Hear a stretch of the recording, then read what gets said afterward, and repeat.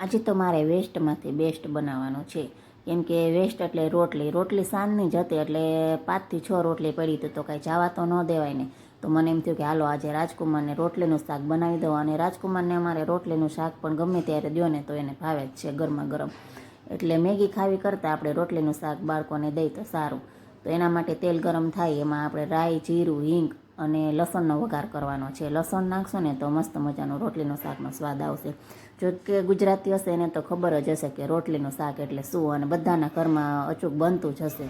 અને હવે એમાં બેઝિક મસાલા જ ઘરના નાખવાના છે, અને ડુંગળીનો વઘાર કરવાનો છે. ડુંગળી, મરચાં અને મીઠો લીમડો નાખી અને બધા બેઝિક મસાલા એમાં નાખી અને બરોબર બધા મિક્સ કરવાના છે. જો ટમેટા કોઈને ફાવે અને કોઈને ન પણ ફાવે, પણ અમે તો ટમેટા નાખીએ છીએ.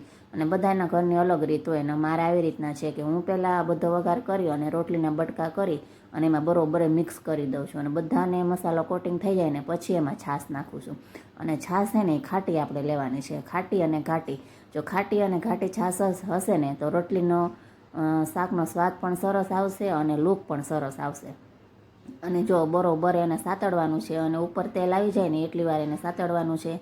અને માથે નાખી દેવાની છે વાલી વાલી કોથમીર. તો જોતાં જ ખાવાનું મન થઈ જાય છે ને. તો તમારા ઘરમાં કઈ રીતના રોટલીનું શાક બને ને મને શેર કરજો. તો મળીએ નેક્સ્ટ વિડીયોમાં. જય દ્વારકાધીશ. Like, share